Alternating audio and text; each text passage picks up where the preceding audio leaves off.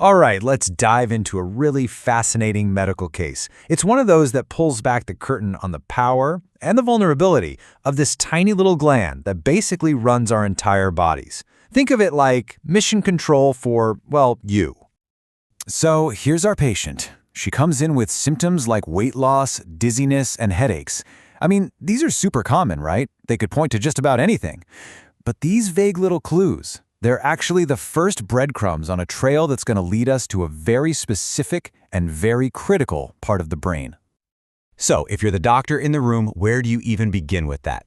This puzzle could go in 100 different directions, but as it turns out, a simple panel of blood tests is about to narrow the search a lot, and it's going to point us directly at our prime suspect. And at the very center of this whole mystery is this gland right here, the pituitary. You know, they call it the body's master gland, and for a very good reason. It lives in this tiny, protected, bony space, the pituitary fossa. You could think of it like a little VIP suite right at the base of the brain, and from there, it just issues commands to almost every other gland in your body. Now, this whole setup highlights a huge vulnerability. The pituitary lives in a very, very tight space. It's prime real estate. So what that means is that even a totally benign, non-cancerous growth can cause massive, massive problems just by expanding and putting the squeeze on the gland and its neighbors. With real estate this tight, location really is everything. What's really cool is that the pituitary isn't just one thing. It's basically two different parts with completely different operating systems. You've got the anterior pituitary, which is kind of like a factory floor. It gets these order slips from the hypothalamus through a special blood system, and then it manufactures and ships out its own hormones. But then you have the posterior pituitary. That's more like a direct shipping terminal. It's literally an extension of the hypothalamus, releasing hormones that were made upstairs directly into your bloodstream. So, to solve any pituitary mystery, whether it's our patient's case or any other, endocrinologists use this really brilliant and kind of elegant three-question framework. It's how they guide the whole investigation.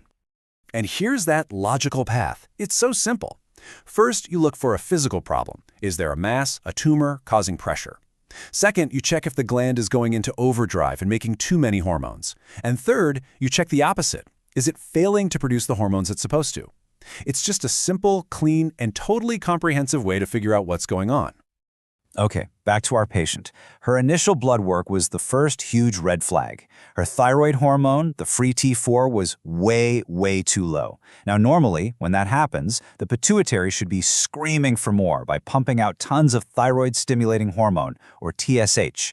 But hers was just normal. It wasn't screaming, it wasn't even raising its voice. And that tells us right away the problem probably isn't the thyroid gland itself. It's the pituitary's failure to send the right signal. All right, next question. Is the gland overproducing anything? Her prolactin level was a little bit high, which might make you think of a common pituitary tumor called a prolactinoma. But they ran a follow-up test, and it showed the bioactive hormone, the stuff that actually does things, was totally normal. The culprit was just these big, inactive clumps of the hormone that were messing with the test results. So that's another dead end. Okay, so if the gland isn't overproducing, what about its main job? You know, is it underproducing? Is it failing to send out the hormones that the rest of the body's waiting for? In this table, oh man, this is the smoking gun. It's definitive. What we're seeing here is a total system failure. The thyroid axis is down, the gonadal axis, which runs reproduction, is down, the adrenal axis, which is so critical for stress and blood pressure, is failing, her cortisol is low, and her growth hormone axis is deficient. But the key here, the really crucial part, is that in every single case, the target organ is fine. It's the signal from the pituitary that's gone missing. This widespread failure has a specific medical name. It's called panhypopituitarism.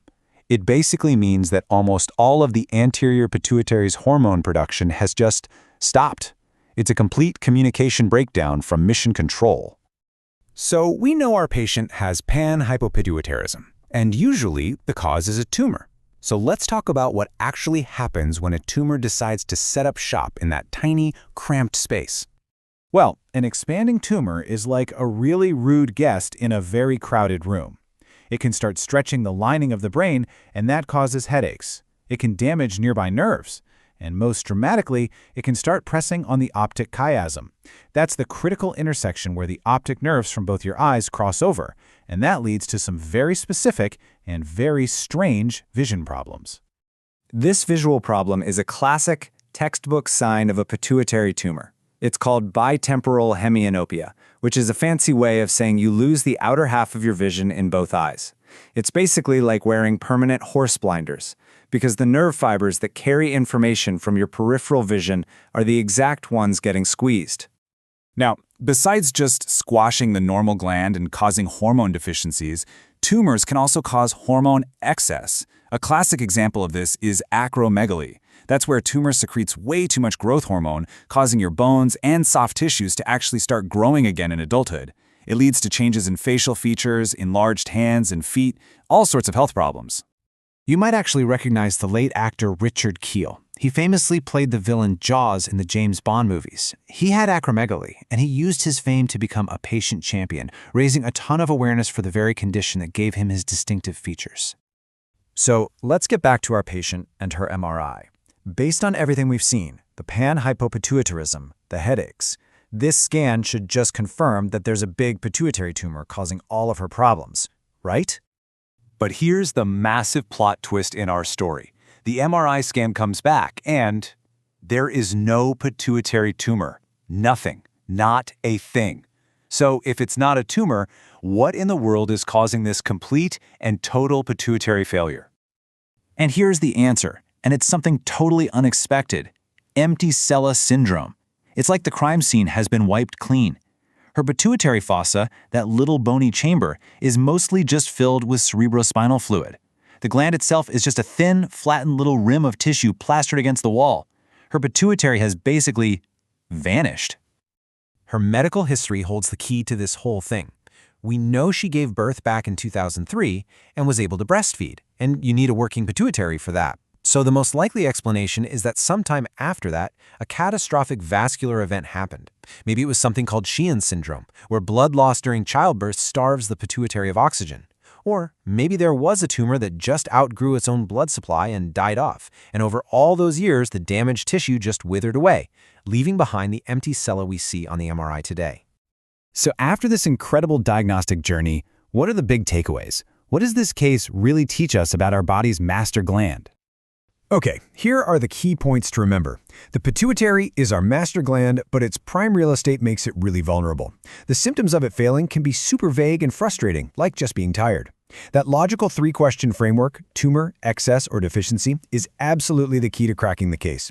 We also learned that the gonadal and growth hormone parts are often the first to fail, probably because they live on the outer edges of the gland and get squashed first.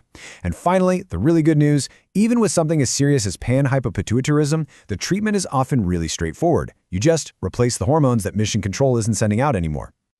This whole case leaves us with one final thought. Our master gland is so powerful, yet it's also incredibly fragile, and its cries for help can be quiet whispers like a headache or feeling tired. It kind of makes you wonder, doesn't it? Our bodies are constantly sending us signals. How well are we actually listening?